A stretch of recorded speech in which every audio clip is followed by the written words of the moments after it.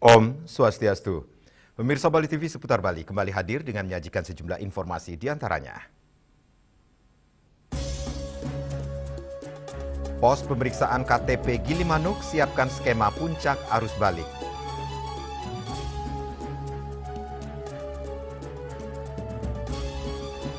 DPRD Bali gelar rapat paripurna evaluasi kinerja 1 tahun Koster Giri.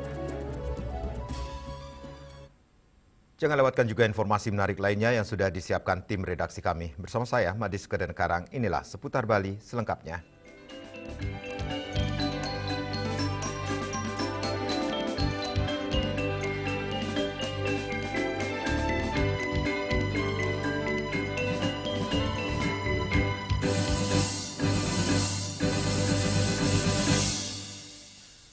Pemirsa, arus balik penduduk pendatang atau duktang yang masuk ke Bali melalui Pelabuhan Gilimanuk terpantau masih landai hingga Rabu pagi. Meski belum menunjukkan lonjakan signifikan, jajaran Dinas Kependudukan dan Pencatatan Sipil Disdukcapil Kabupaten Jembrana tetap menyiagakan personel penuh guna memastikan setiap pendatang yang masuk mengantongi identitas resmi.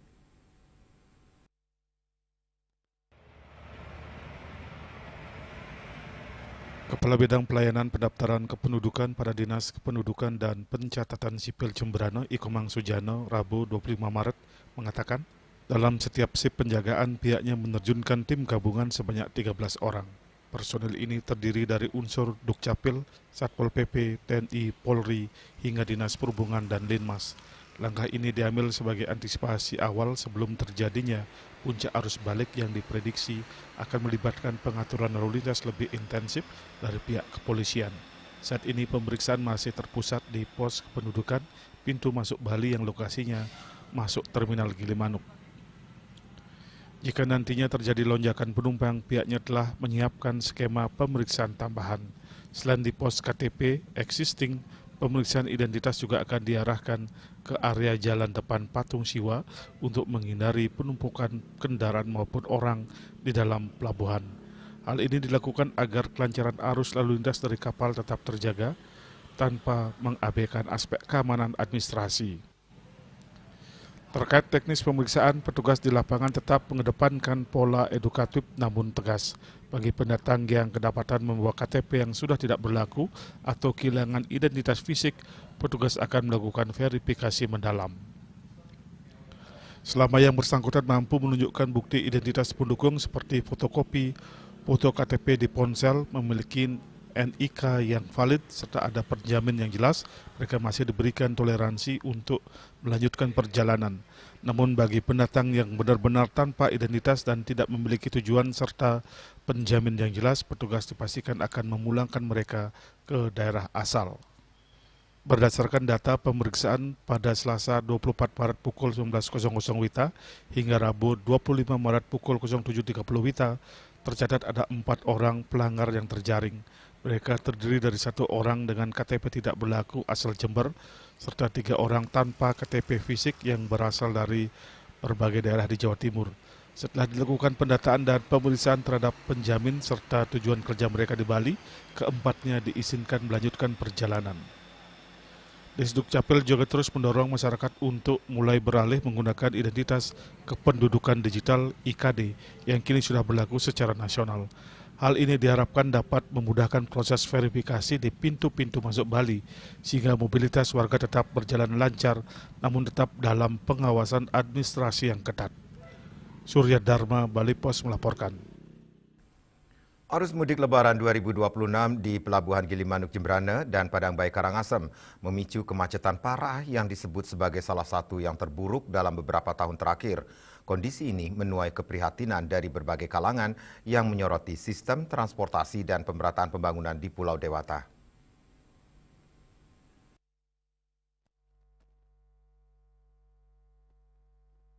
Kondisi tersebut mendapat perhatian dari tokoh masyarakat Anak Agung Adi Mahendra Putra yang akrab disapa Gus Adi.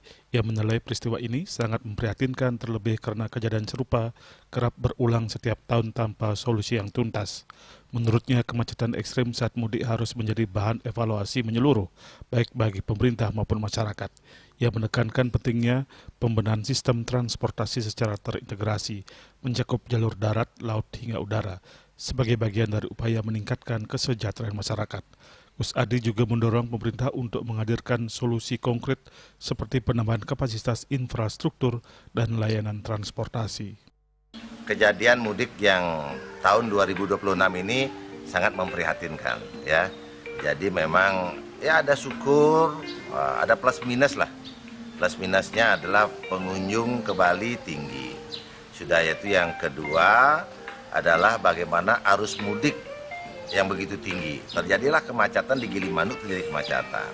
Sudah itu di Padangbayi terjadi kemacetan. Termasuk di airport Ngurah Rai pun terjadi kemacetan. Ini pesanan pesawat dan sangat susah masuk ke Bali. Nah, ini yang terjadi. Nah, intinya apa?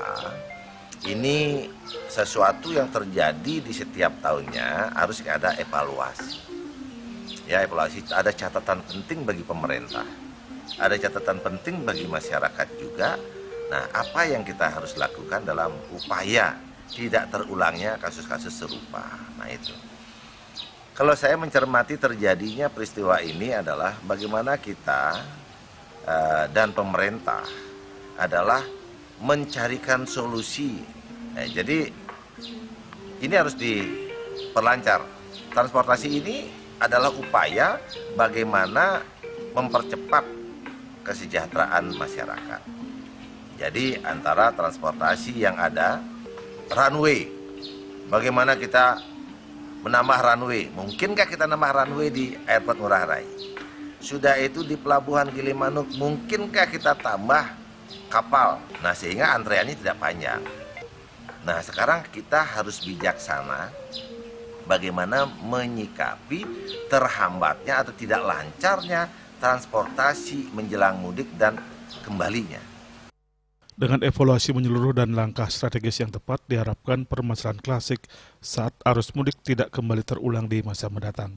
Upaya tersebut sekaligus menjadi bagian penting dalam menjaga Bali sebagai destinasi pariwisata yang aman, nyaman, dan berkelanjutan. Yana Bali TV. DPRD Bali gelar rapat paripurna evaluasi kinerja 1 tahun Koster Giri. Kami segera kembali dengan laporannya.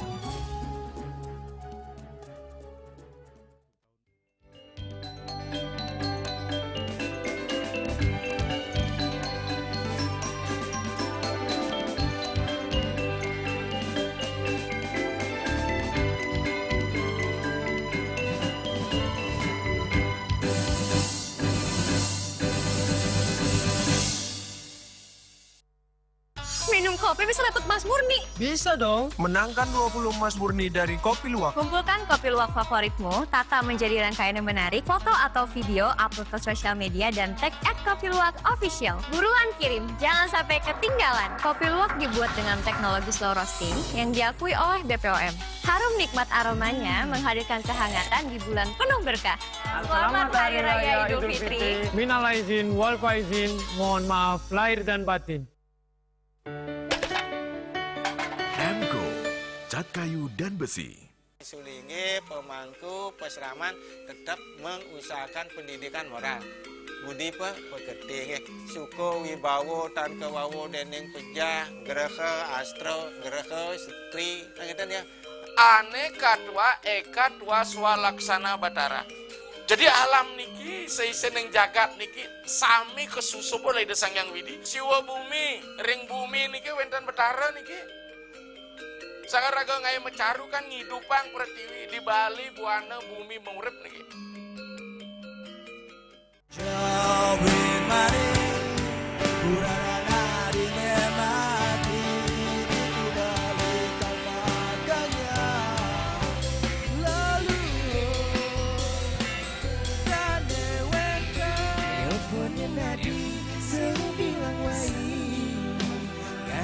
Semangat mengguli kota Paris atot engi portu sing lah pipes.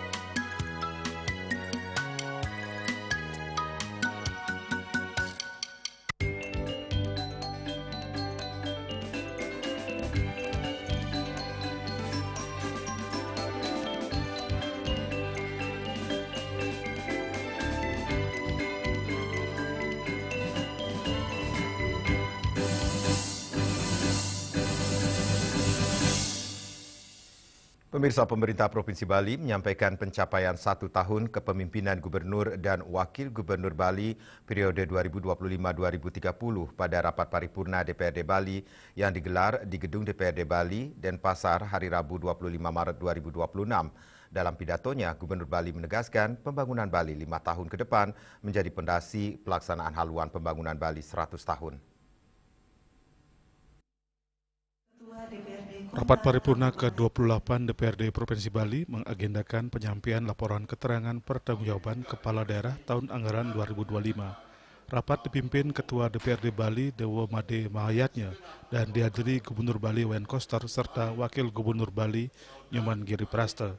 Dalam pidatonya, Gubernur menyampaikan 1 tahun kepemimpinan pemerintah Provinsi Bali sejak 20 Februari 2025 hingga 20 Februari 2026. Pemerintah Provinsi Bali menjalankan pembangunan dengan visi Nangun Satketi Loko Bali yang menekankan keseimbangan alam, manusia, dan kebudayaan.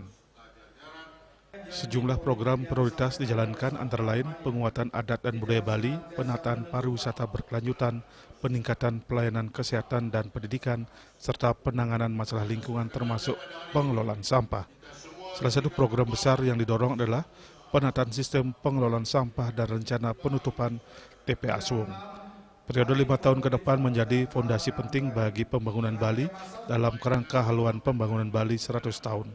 Oleh karena itu, program pembangunan harus dilaksanakan secara konsisten dan berkelanjutan.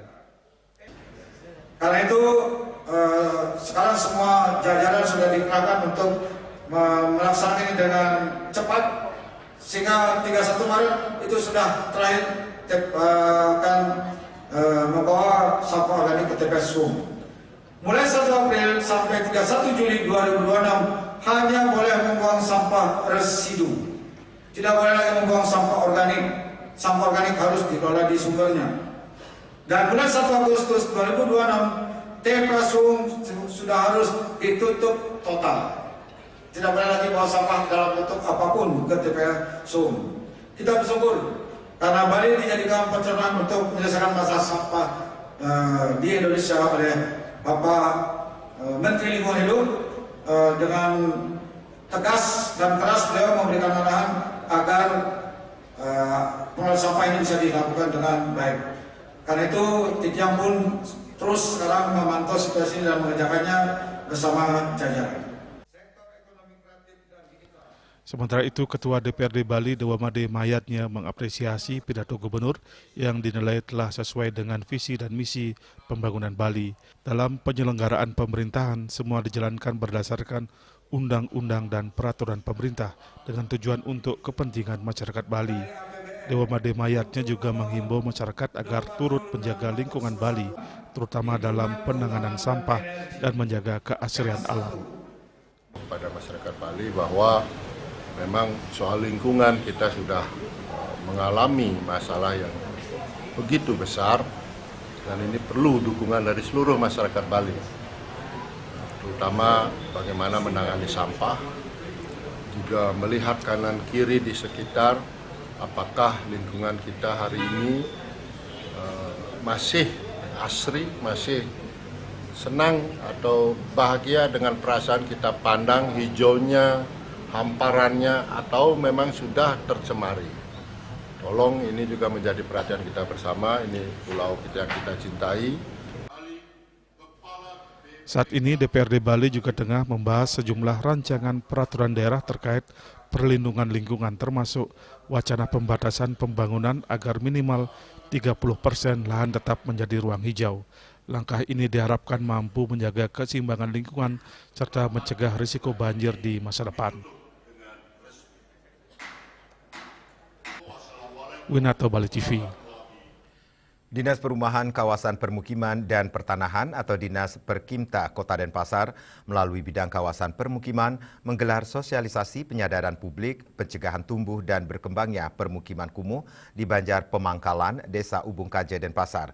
Kegiatan ini merupakan upaya berkelanjutan pengendalian kawasan kumuh guna mendukung terwujudnya Kota Denpasar yang tertata, bersih, dan layak huni sesuai semangat Fazudaiva Kutumbakam. Dalam sosialisasi yang mengangkat tema pengendalian kawasan kumuh di Kota Denpasar menuju spirit Fasudewa Kutumbakam, ini juga dilaksanakan penyerahan sertifikat hak guna bangunan SHGB milik PT Karya Makmur dan sertifikat hak milik SHM atas nama Henry Kusuma Wijanoto selaku pengelola yang diserahkan menjadi sertifikat hak pakai SHP atas nama pemerintah Kota Denpasar. Penyerahan sertifikat ini menjadi bagian penting dalam upaya penataan kawasan dan pengendalian permukiman kumuh di Kota Denpasar. Kepala Dinas Perumahan Kawasan Kecamatan Pemukiman dan Pertanahan Kota Denpasar, IGD Cipta Sudewa Atmaja menjelaskan, pengendalian kawasan kumuh di Kota Denpasar telah dilakukan secara berkelanjutan melalui berbagai program yang ditindaklanjuti oleh Dinas Perumahan, Kawasan Permukiman dan Pertanahan Kota Denpasar. Pada kesempatan tersebut dilakukan pula deklarasi bersama mengingat Kota Denpasar menjadi satu-satunya kabupaten kota di Bali yang pertama kali mendeklarasikan diri sebagai kota bebas kumuh. Jadi penanganan kawasan kumuh di Denpasar seperti yang saya sampaikan tadi di kantor wali kota sudah kita laksanakan sejak tahun 2023. Jadi 2023 kita membentuk 3 buah perda 6 tentang IPPT atau rekomendasi KPI, perda 7 tentang PSU, permasalahan syarat konsumen dan pasar-pasar, dan perda 9 tentang MP3KP. Oleh karena ada pengembang itu PT Karya Makmur belum menyerahkan pada waktu itu jalan Karya Makmur atau Puncak Kota. Jadi pada waktu 2023 itu ada kawasan Kota Denpasar 152 hektar. Kemudian dengan pembentukan 3 perda tersebut di 2024 menurun menjadi 20 hektar. Dan di 2025 menurun lagi tersisa 0,52 hektar atau 62 ada. Dan di awal tahun 2026 yang 42 hari itu ada di kawasan Aceh sudah kita bebaskan, sehingga pada hari ini kita mendeklarasikan sebagai satu-satunya kawasan di Provinsi Bali, kabupaten kota di Provinsi Bali yang bebas dari kawasan dengan 7 parameter kriteria sesuai dengan peraturan Menteri Nomor 14 tahun 2018 tentang RT 3 KPK tentang pengendalian kawasan kumuh. Berdasarkan 7 parameter yaitu bangunan, jalan, drainase, air, limbah, sampah, dan air minum. Masuk juga di sini. Jadi terakhir Karya Makmur pada jalannya yang sudah kita masukkan menjadi aset kota, di arahan Pak Wali Kota tadi segera akan dilakukan pengaspalan dan drainase. Wali Kota Denpasar, Igu Singuraja Negara mengatakan pemerintah Kota Denpasar telah menerima sertifikat yang diserahkan oleh PT Karya Makmur, di mana lahan tersebut telah digunakan sebagai jalan yang dikenal dengan Jalan Karya Makmur. Yang pertama kan adanya komitmen pemerintah Kota Denpasar untuk menjadikan Denpasar bebas kumuh di tahun 2026. Salah satunya di Bungkaja ini kan masih ada dari 7 persyaratan bebas kumuh di Bungkaja ini ada jalan dan drainase yang di Karya Makmur. Kendalanya memang sertifikatnya itu masih milik PT Karya Makmur dan ada milik perorangan. Nah, atas pendekatan yang kami lakukan dari bagian Perkim, Mas Tenggara hari ini sertifikat sudah bisa diserahkan. Karena ini kejadiannya sudah cukup lama lagi. Sekarang hari ini bisa diserahkan dan segera mungkin kita akan bicarakan di perubahan ini untuk prioritas untuk penanganan jalan dan drainase itu, sehingga komitmen untuk menjadikan Denpasar bebas kumuh minimal di Bungkaja kita bisa terrealisasi. Ia menyampaikan perbaikan infrastruktur seperti jalan dan drainase merupakan bagian dari upaya pengurangan kawasan kumuh khususnya di Kota Denpasar. Denpasar bebas kumuh 2026. Jaya, jaya, jaya. Bunga Witrayani, Bali TV. Kami akan segera kembali dengan informasi pasca banjir bandang Banjar, penataan dan normalisasi sungai dikebut.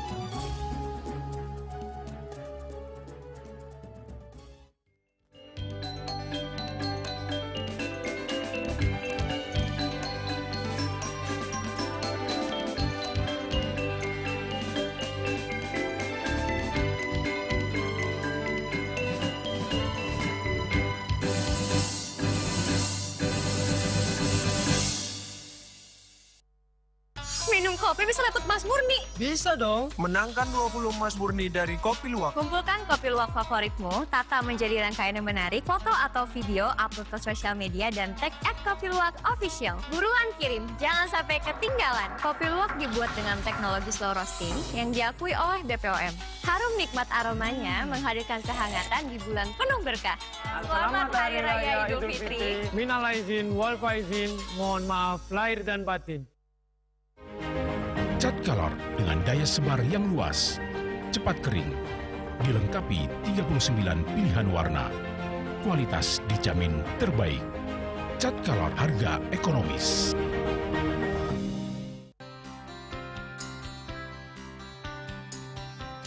Puniki kemargiang disampun angka alit menek Metapang kalau kebos, mepandes utawi pisangi, ngamel antar ketua Banjar Jakarta Selatan hari di Jakarta Selatan para pindah miwah tokoh-tokoh umat Hindu emansipasi miwah penyarengan kerama istri saha anggen mencangin purikau wenten taler 6 TPS sani kaayahin oleh kerama istri inggian ring TPS 6.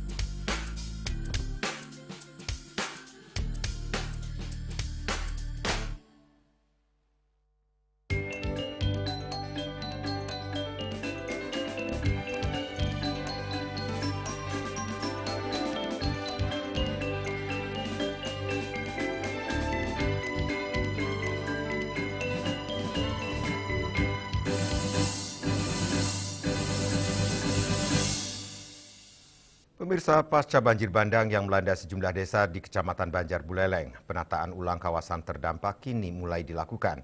Pembersihan material banjir hingga normalisasi sungai terus dikebut oleh pemerintah.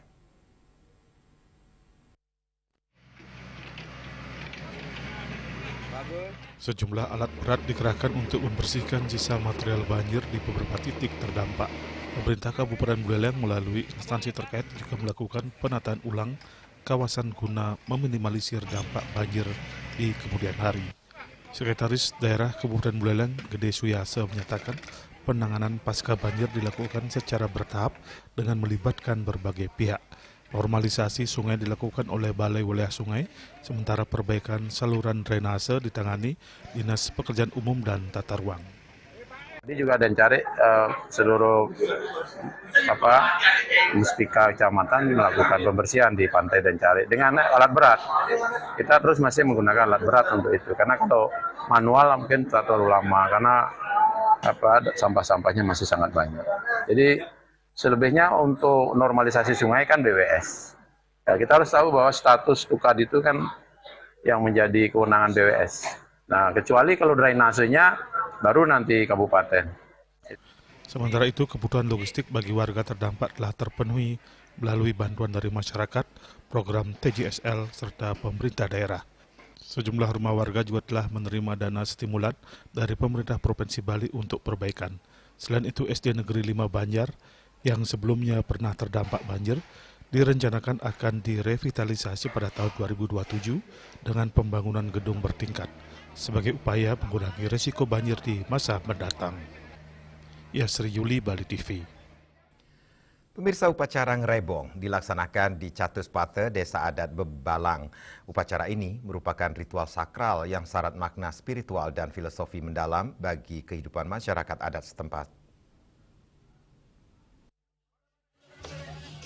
Desa Adat Bebalang Nyoman Karsano menjelaskan, Ngrebong bermakna sebagai pertemuan antara sangkep ngingkup kekuatan suci Ida Betara Sesunan dalam wujud arca barong yang berstana di wilayah Desa Adat Bebalang. Manifestasi Ida Betara tersebut meliputi Ida Betara Ratu Mas yang berstana di Puro Pusat, Ida Betara Ratu Gede di dalam Langgaan Banjar Tegal, Ida Betara Ratu Lingsir di Puro Agung Gancan, dan Ida Betara Ratu Mas Manik di Puro Dalam Sembung. Ngrebong ini adalah momentum suci pertemuan seluruh kekuatan niskala yang menyatu di satu titik untuk menjaga keseimbangan desa. Lebih lanjut disampaikan tujuan utama pelaksanaan Ngrebong adalah untuk menetralisir atau nyomia kekuatan buta kala agar tidak mengganggu kehidupan manusia. Selain itu, upacara ini bertujuan menjaga keseimbangan antara alam semesta atau Buana Agung dan manusia atau Buana Alit, serta memohon kerahayuan berupa keselamatan dan kesejahteraan bagi seluruh keramo desa adat Bebalang yang meliputi Banjar Adat Tegal, Bebalang, Sedit, Gancan, Sembung, dan Petak, serta seluruh isi alam semesta atau Sarwi Jagat Prati Setanem. Secara filosofi, Ngrebong merupakan implementasi nyata dari konsep Trihita Karana, yakni harmonisasi hubungan manusia dengan Tuhan, sesama manusia, dan lingkungan alam. Pemilihan Catuspata atau perempatan desa sebagai lokasi upacara bukan tanpa alasan. Inyaman Karsana menjelaskan bahwa Catuspata memiliki posisi penting dalam kosmologi Bali sebagai pusat energi desa atau Natah Agung, simbol pertemuan empat penjuru mata angin atau Catur Lokopala, sekaligus titik pertemuan antara dunia skala atau nyata dan skala atau tak kasat mata. Catuspata bersifat universal sehingga seluruh manifestasi Ida Batara dapat bertemu dan menjadi titik netralisasi energi negatif dari empat arah. Disinilah penyatuan dan pengendalian kekuatan kosmis desa terjadi.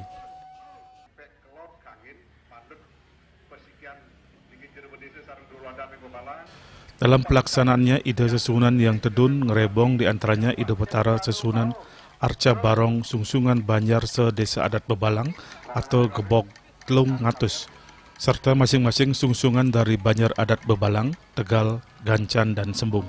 Rangkaian prosesi dimulai dari Nedunang ide Betara sesunan dari masing-masing payogan, kemudian berkumpul di Catuspata. Dilanjutkan dengan interaksi simbolik antara Barong dan Rangda, Ngapak Caru adu tawur sebagai penyeimbang Butakala, hingga prosesi ngidar mengelilingi Catuspata untuk menyebarkan energi harmonis ke segala penjuru. Upacara ditutup dengan ngelinggihang dan persembahyaan bersama oleh seluruh keramo. Sarana upacara turut digunakan seperti caru atau tawur untuk Butakala, Banten Pejati, Banten Suci, Banten Guru Piduka sebagai permohonan maaf secara skala, Segah Nagung, hingga rangkaian upacara penyucian seperti Prascita, Biakala, dan pengulapan. Secara mendalam, filosofi Ngrebong juga mencerminkan keseimbangan antara skala dan niskala, serta konsep Ruwa Bineda atau dua hal yang berbeda seperti baik dan buruk, suci dan letah yang bukan untuk dihilangkan melainkan diseimbangkan. Selain itu, Catuspata juga dipandang sebagai pusat perputaran energi desa atau cakra desa, tempat seluruh kekuatan kosmis kembali bersatu dalam konsep Siwa Tatwa. Melalui Ngrebong, umat menyatukan energi semesta, menjaga harmoni antara Buana Agung dan Buana Alit, sehingga kehidupan masyarakat tetap seimbang dan harmonis. Hendra dan Angkat Bali TV. Panggil Menteri ESDM, Presiden Prabowo Subianto perintahkan percepatan transisi energi dan diversifikasi sumber minyak nasional. Kami segera kembali dengan laporannya.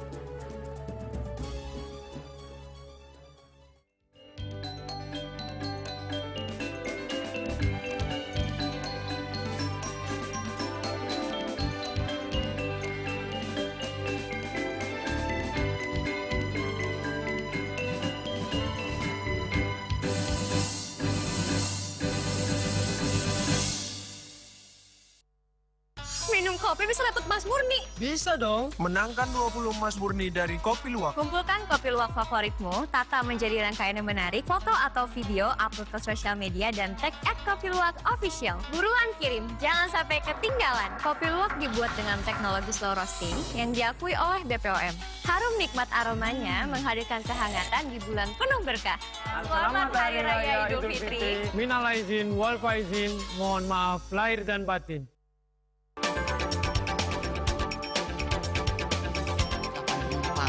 Pihak bandara telah melayani sebanyak 192.284 penumpang baik domestik maupun internasional. Operator mengatakan dari kunjungan wisatawan mencapai 3.000 pengunjung per hari tersebut. Ini mengacu pada perdagangan harga gabah yang juga semakin mahal saat ini. Kondisi itu pun membuatnya tidak maksimal memenuhi permintaan pasokan beras ke pelanggan dan loyalitas anggota Linmas. Hadir dalam kegiatan pelatihan dan pembekalan tersebut.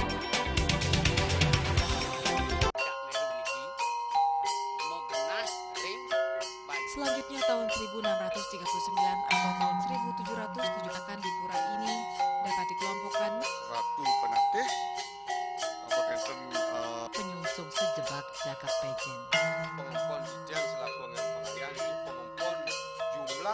serta memohon taksu bagi mereka para penekun spiritual atau balian di Bali.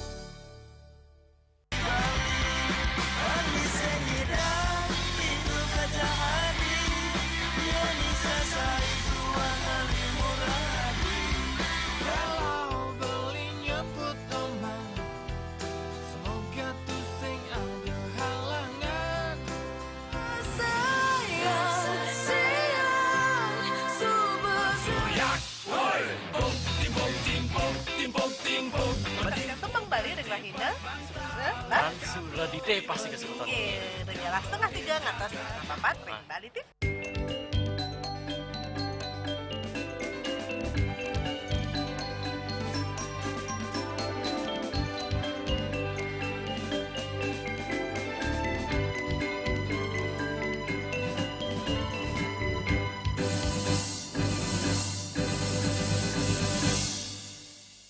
Pemirsa, Presiden Prabowo Subianto memanggil Menteri Energi dan Sumber Daya Mineral Bahlil Lahadalia ke Istana Merdeka Jakarta. Dalam keterangannya kepada awak media usai pertemuan, Bahlil menjelaskan bahwa dirinya dipanggil untuk melaporkan hasil rapat awal Satgas yang melibatkan kementerian terkait dan PT PLN. Menurut Bahlil, pemerintah tengah menyiapkan sejumlah langkah konkret dalam mempercepat pemanfaatan energi baru terbarukan, termasuk mengganti pembangkit listrik tenaga diesel yang selama ini dengan menggunakan bahan bakar solar.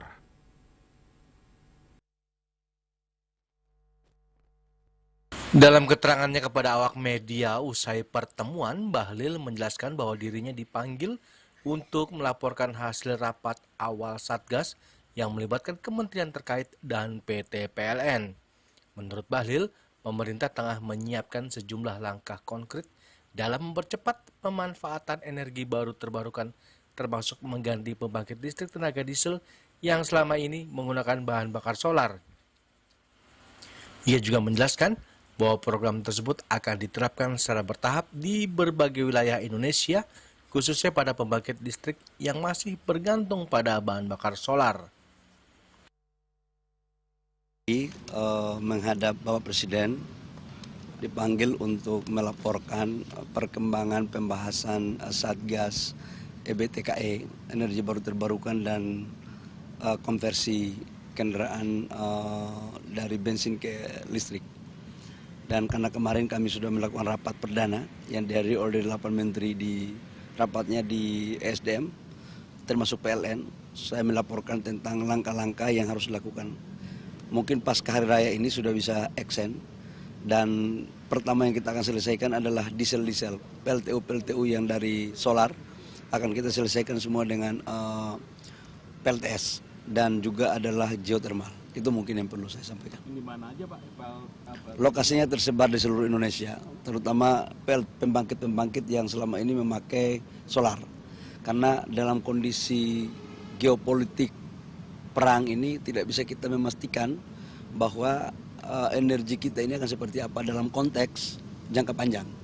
Karena itu kita mengoptimalkan seluruh potensi kita yang ada di dalam negeri, energi-energi yang bisa kita konversi dari fosil untuk kita bisa lakukan seperti energi baru terbarukan. Ya. Eksekusinya langsung di stop apa paralel bangun dulu Pak? Gitu. Bangun dulu dong, kalau di stop belum dibangun kan penggantinya nggak ada. Jadi paralel, begitu dibangun, begitu sudah langsung COD, PLTD-nya dimatikan.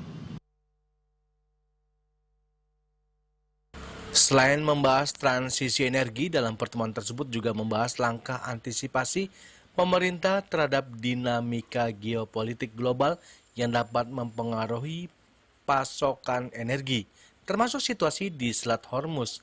Sebagai bagian dari strategis diversifikasi pasokan energi, pemerintah tengah mempertimbangkan sumber minyak mentah dari sejumlah negara selain kawasan Timur Tengah. Dari Jakarta, Julius Warte dan Ketut Sumadiasa melaporkan. Komisi Pemberantasan Korupsi kembali melakukan penahanan di rutan KPK terhadap mantan Menteri Agama Yakut Khalil Qumas setelah sebelumnya yang bersangkutan menjalani tahanan rumah dalam kasus dugaan korupsi kuota haji.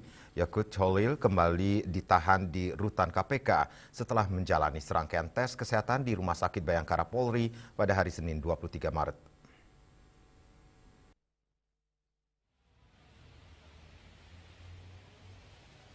Mantan Menteri Agama Yakut Khalil Qumas atau Gus Yakut kembali menjalani penahanan di rumah tahanan Komisi Pemberantasan Korupsi KPK.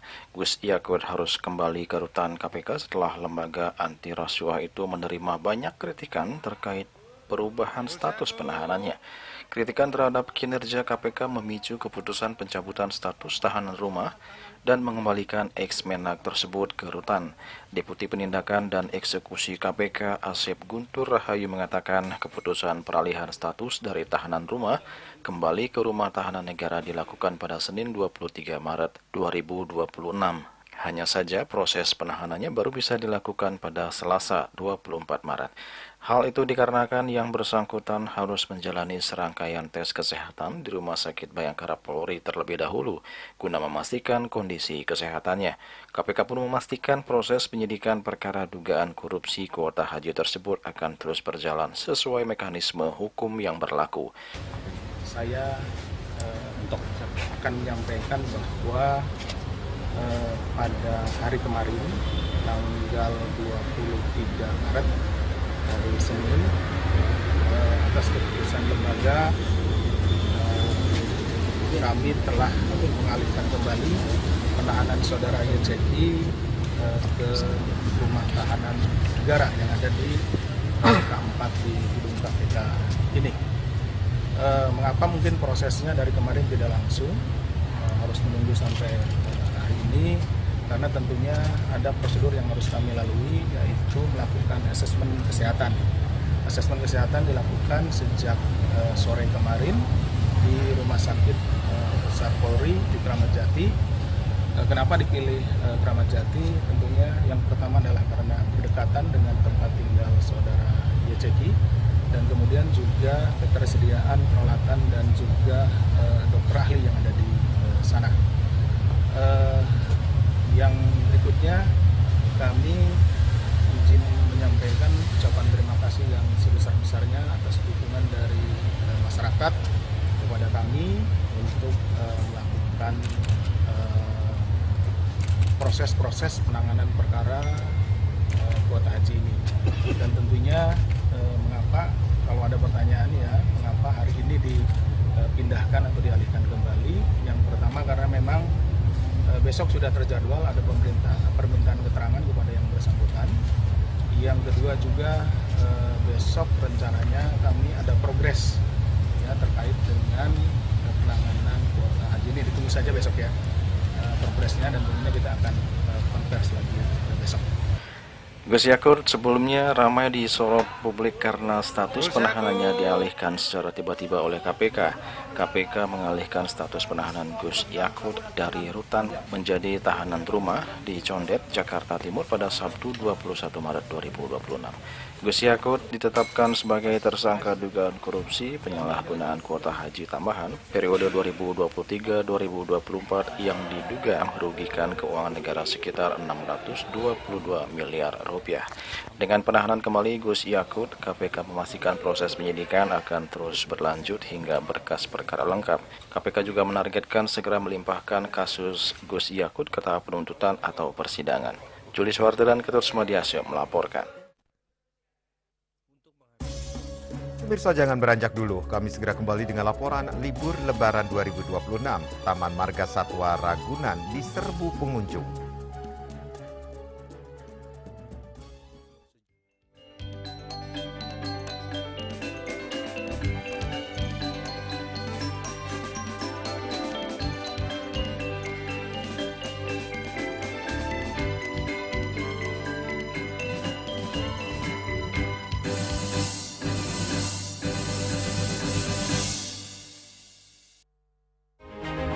Cat Color dengan daya sebar yang luas, cepat kering, dilengkapi 39 pilihan warna. Kualitas dijamin terbaik. Cat Color harga ekonomis.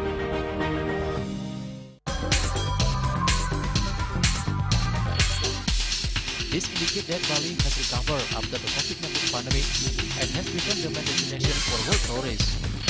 However, Balinese menu choices are also getting richer, such as Samsam Guling, Kuah Balung, and Hawar Babi.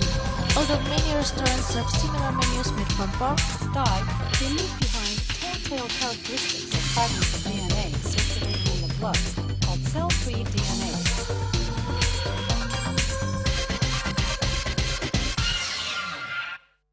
Ngepat juga. Ya. Bunga 4. Tumpang alit-alit lagi papat. Ngangen sampian busung metulang lindung wasani dengan Bombayu Sonora Tropical Pop. Langsung personelipun 108 yang dipergunakan pada saat orang yang kena musibah di jalan, kita memanggil. Informasi seputaran aktivitas dan juga prestasi muda-mudi di Pulau Dewata.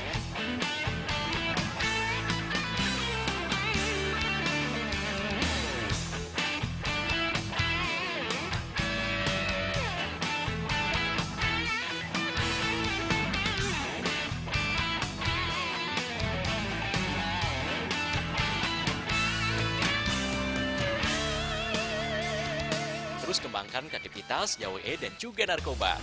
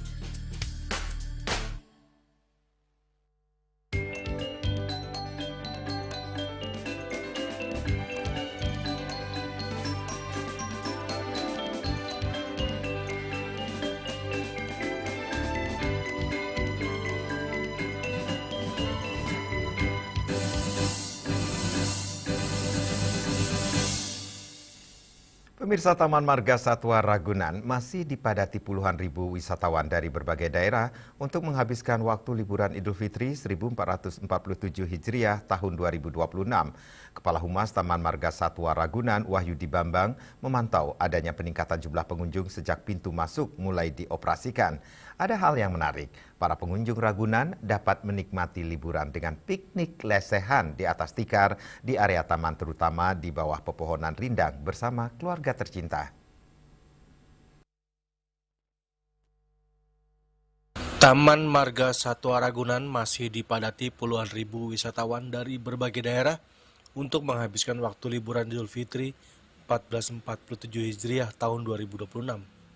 Kepala Humas Taman Marga Satwa Ragunan, Wahyudi Bambang, memantau adanya peningkatan jumlah pengunjung sejak pintu masuk mulai dioperasikan.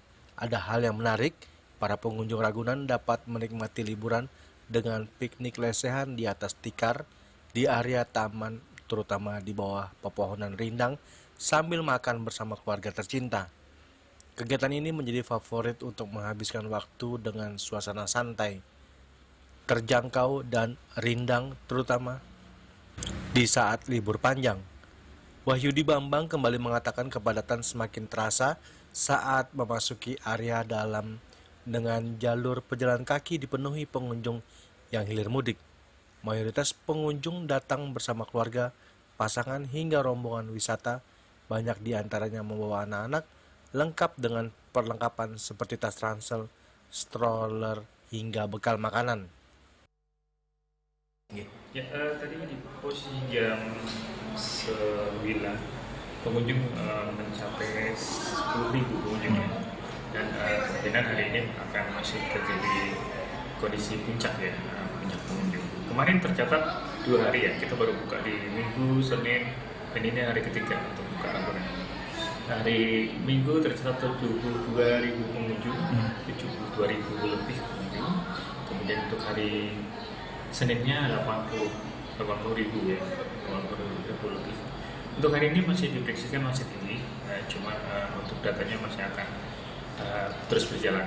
Tadi baru tercatat jam 9 sudah ada sekitar 10.000 pengunjung. Demikian. Piknik area ya. Jadi Piknik ya. Kalau kita katakan piknik area sebenarnya bukan sengaja kita siapin ya, tapi sebenarnya itu kan taman atau hutan yang luas terhampar, jadi masyarakat memanfaatkan taman-taman itu, hutan itu untuk berpiknik ya. Ya mungkin karena di suasana kota ini jarang ditemuin, jadi dan Ragunan membolehkan untuk itu ya. Memang khasnya Ragunan bisa duduk di gelaran ya. Jadi kita bolehkan, namun untuk suasana ini mungkin agak sedikit terbatas ya, karena sebagian lahan piknik kita gunakan untuk parkir kendaraan. Ya.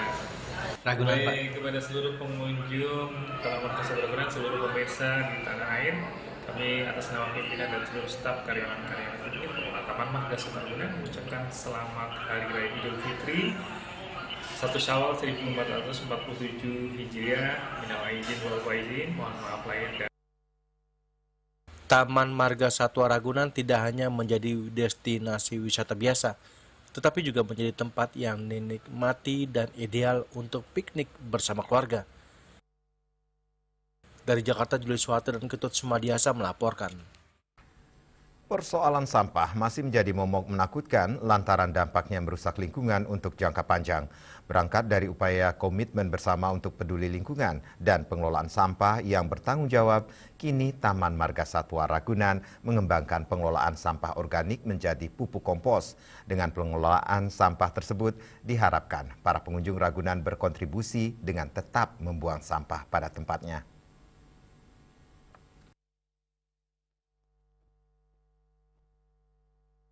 Persoalan sampah masih menjadi momok menakutkan lantaran dampaknya jangka panjang merusak lingkungan. Berangkat dari upaya komitmen bersama akan peduli lingkungan dan pengelolaan sampah yang bertanggung jawab, kini Taman Marga Satwa Ragunan mengembangkan pengelolaan sampah organik menjadi pupuk kompos. Pengelolaan sampah tersebut diharapkan para pengunjung Ragunan tetap membuang sampah pada tempatnya.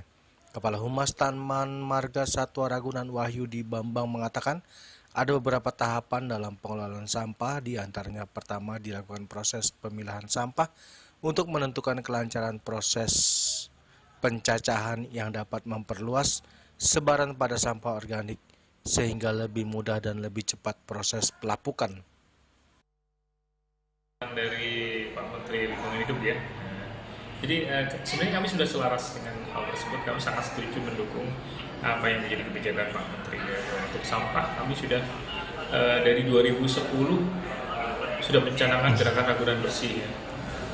Semua pengunjung wajib menjaga kebersihan, dan apabila kedapatan pengunjung membuang sampah sembarangan minimal kita tegur ya. Tegur, bahkan sebenarnya ada Perda Nomor 3 2013 yang mengenakan sanksi Rp500.000 bagi pembuang sampah sembarangan.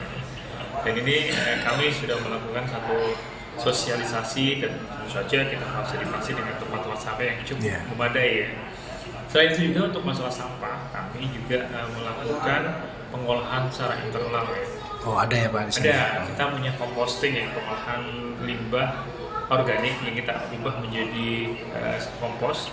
Dan ini kita kembalikan lagi untuk menyuburkan taman-taman yang ada di Taman Marga Satwa Ragunan. Dan untuk stakeholder yang memerlukan kompos ini bisa berkoordinasi dengan Ragunan. Ada juga waste to energy. Nah, ini yang cukup menarik ya. Waste to energy mungkin tidak semua punya ya. Ragunan punya pengolahan limbah, limbah dari kuliner, kantin-kantin ya, berupa sisa-sisa sayuran, dan kemudian ditambah kotoran satwa. Ini kita rubah menjadi biogas. Biogas ini akan menggerakkan mesin diesel, mesin generator, dan akan membangkitkan listrik, menjadikan listrik ya. Listrik digunakan untuk menyalakan lampu dan keperluan lainnya. Nah, ini Ini bisa menjadi satu contoh bahwa kami punya pengelolaan limbah yang cukup terpadu. Kemudian untuk limbah sampah yang tidak bisa diolah. Nah, seperti misalnya plastik, ini tetap kita kita daur ulang. Wahyudi Bambang kembali mengatakan demi menjaga kebersihan, kenyamanan, dan kelestarian lingkungan kebun binatang, pengunjung diimbau membuang sampah pada tempat sampah yang telah disediakan di setiap sudut area kebun binatang. Dari Jakarta, Julius Wata dan Ketut Sumadiasa melaporkan. Dan kini kami sampaikan informasi perakiran cuaca untuk kabupaten kota di Bali.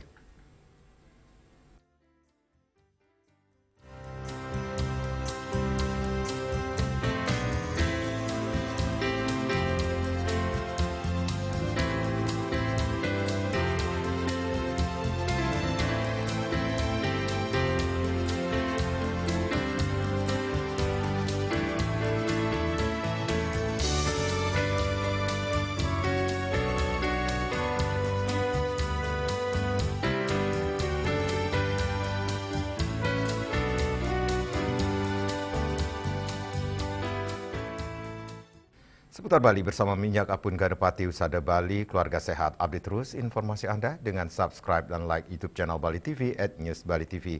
Mewakili redaksi yang bertugas, saya Madi Sukadankarang pamit undur. Terima kasih atas perhatian Anda. Sampai jumpa. Om Santi, Santi, Santi, Om.